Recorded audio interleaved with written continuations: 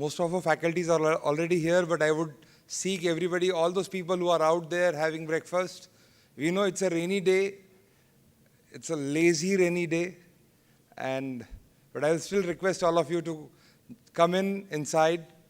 We'll be starting in about 2 minutes. Please come in.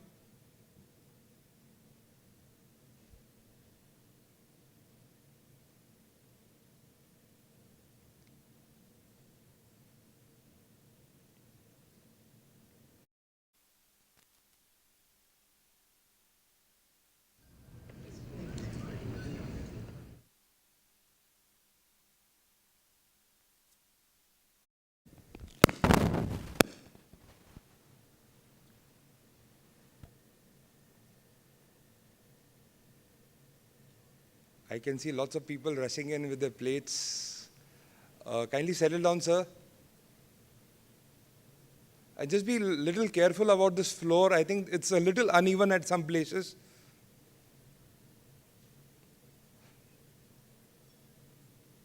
And as usual, before we start, some housekeeping announcements. As you know, the mobile phones,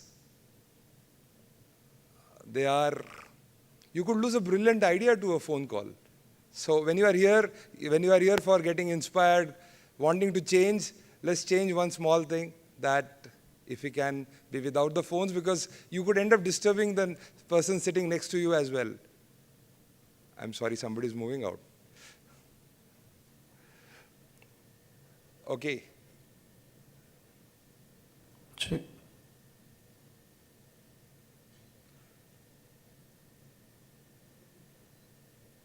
So good morning, everybody. I am Ranjit Dani. Good morning, friends. I'm Dipali Sen, a financial planner based out of Mumbai. We welcome all of you to this normal business as usual rainy season. And we welcome and want to give a good round of applause from IFAs who have come from all 4 corners of the country. We have today people from Jaipur, Lucknow, Pune, Nasik, as far as Amritsar, Baroda and Ahmednagar. So can we please start with a good round of applause? So during the day today, we'll equip ourselves with handling change better. And I'm sure all of you know where the answers lie. They lie within us. We are just going to discover or rediscover them today. And as is said, if we change the way we look at things, the things around us look changed. And why is this change so necessary? Let's refer to George Bernard Shaw. He said, progress is impossible without change, and those who cannot change, their minds cannot change anything.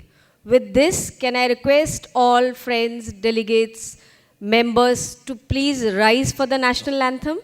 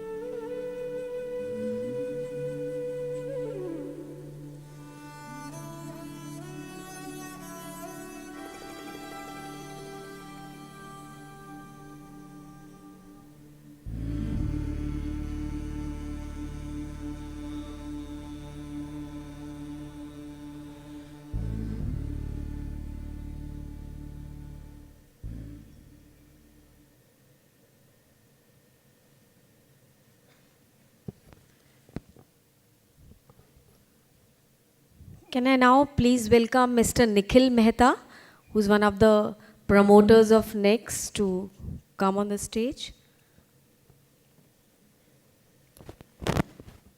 He's going to be guiding us about why this theme for this event, why I change. And he's also going to talk to us about what is Next Advisors all about. Over to you, sir.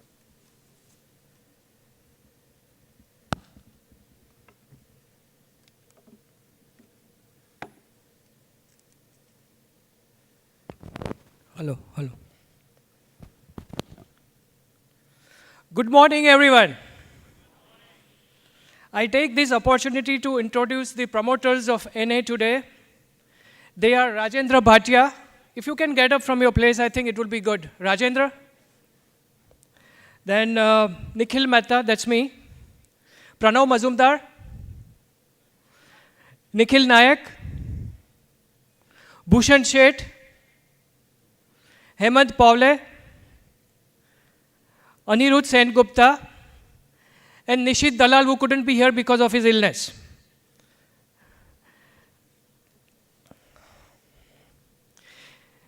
The idea of NA was conceived 4 years back, as we felt industry needed a technology-powered platform to enable IFAs to grow their business and enhance client experience. Our mission is to create a win-win situation for investors, manufacturers, and intermediaries. The unique feature of NA is that the IFAs can retain their brand identity with zero credit risk. Can I have that Eagles movie now? We'll just go through a movie for 3 minutes and then we'll talk about iChange. Thanks.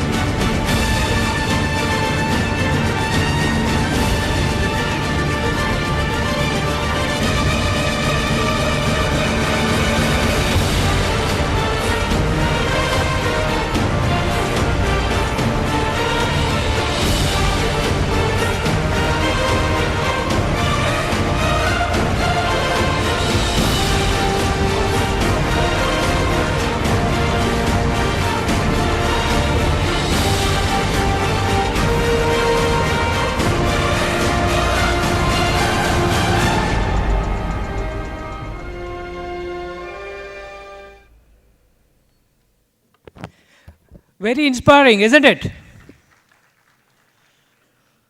Now I will talk about today's theme, I change. Why I change?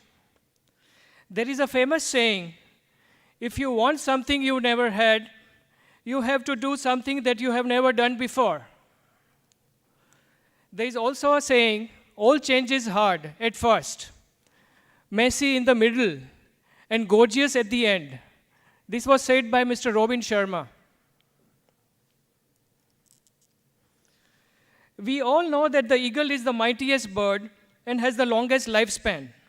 However, very few of us know that an eagle has to make a life-changing decision at the age of 30, which we saw in the movie today. At 40, it can no longer grab its prey. Its wings become heavy with old age and stick to its chest, making it difficult to fly. At this point, the eagle has to either change, adapt, or perish. The process of change is very painful and it lasts for almost 5 months, 150 days. The eagle has to fly a mountain top and sit in its nest. It knocks its beak against a rock until it's plucked out.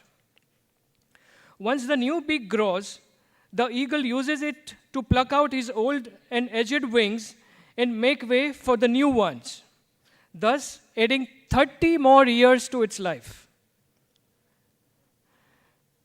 Similarly, in our industry, change is the only constant. Whether it is change in politics, economy, environment, regulations or compliance, policies, guidelines, and so on. How can we survive in the ever-changing industry if we don't embrace change? Ask yourself a question. If an eagle can make a life-changing decision, why can't I? So moving on, let me give a brief about the day ahead. We are going to have a few of the industry's most knowledgeable and experienced personalities talking about where MF is heading, emerging trends, growth drivers for IFAs, and many inspirational and success stories. And last but not the least, we are going to launch the Fundu.com, about which Mr. Sarat Singh will talk. On behalf of Next Advisors, I would sincerely thank all of you for taking the time out on a working day and being present today. Without further delay, let's begin with the proceedings. Thank you all.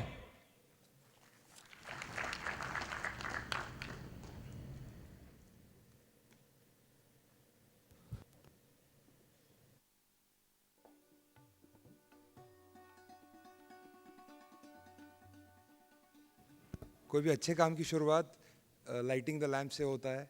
तो can I request our first speaker of the day, Leo Puri, and to be joined by Rajendra Bhatia ji. Can I also request Suraj to join him for lighting the lamp? Rajendra sir, can kindly get them to this. Can I also request my fellow anchor for the day, Dipali, to join in? And also Dhruv Mehta. Dhruv, where are you? Dhruv, please join in. And Pranav Muzumdar, can he also join?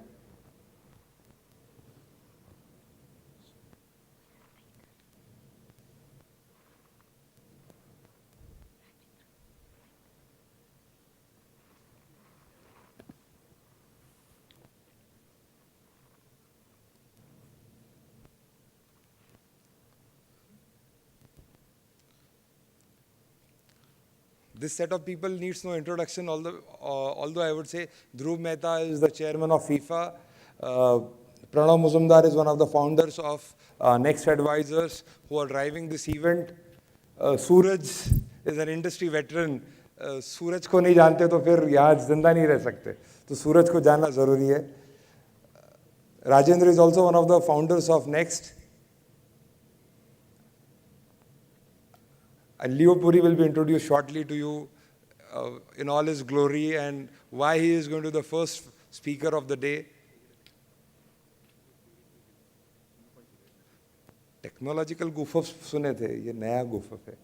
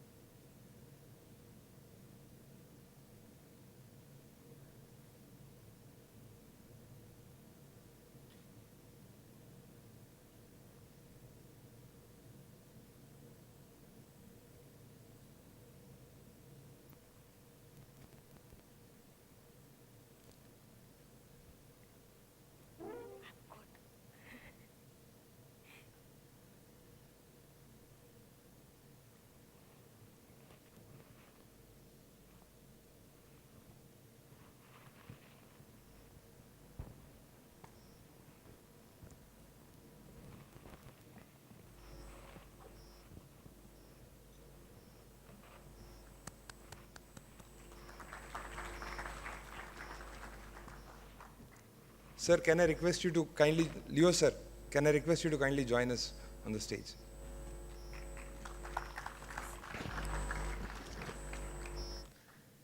It's my privilege to introduce Mr. Leo Puri, who, as we all know, took over as Managing Director of UTI Asset Management Company in August last year.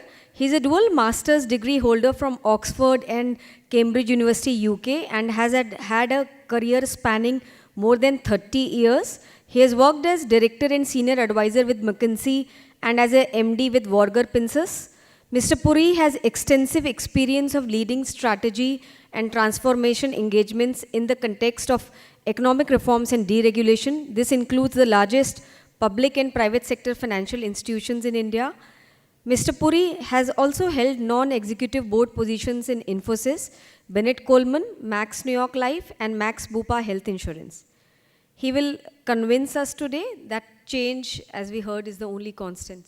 Over to you, sir. Thank you, and good morning to all of you, and thank you very much for this opportunity to come here as a representative of UTI Mutual Fund and interact with all of you. It's always a pleasure to be amongst IFAs, because as you know, our institution was born on the bedrock of the advisors, the agents, that over the last 50 years have continued to be for us our primary source of strength and sustenance, and will continue, I hope, to be so for the next 50 at least, if not longer. So I can honestly say it is always a privilege for us to be amongst people such as yourselves. The theme I've been asked to address in 10 minutes or so is the theme of change. And perhaps what I can do is talk about this both in the context of how we as a manufacturer see change, and then perhaps relate it to some thoughts I might have for how you as intermediaries, as advisors, might want to think about change. That's less as a prescription for you, but more as some suggestions based on my own observations. I think the context for change is always a starting point. I think you must ask yourself, what kind of world are we in? There's one framework which I think people use today for the world, which is the concept of VUCA, if you like, VUCA, which is volatility, uncertainty, complexity, and ambiguity. So there is this view that the world in which we live is changing, not just on one or two dimensions, but on multiple dimensions at the same time. And the question is, how do you deal with this? What are the principles you use to deal with this? And if I had to synthesize my own experience, and I will elaborate on that in a minute, is that volatility can only be dealt with through the development of a vision. That's the only way you can deal with a volatile world, is to stand out and put a vision and a mission which becomes a guiding light. Uncertainty can only be understood, can only be dealt with through understanding. You must build understanding. at the end of the day. Complexity, ultimately, through clarity, simplification and clarity. And ambiguity is what requires agility or flexibility. And let me try and relate this to some of the challenges that we, as an institution and a manufacturer, are having to deal with. We are a 50-year-old institution, indeed older than the eagle that you typically saw tends to live, or older than it is at the point at which it needs to change. So perhaps our change was overdue in some ways for us.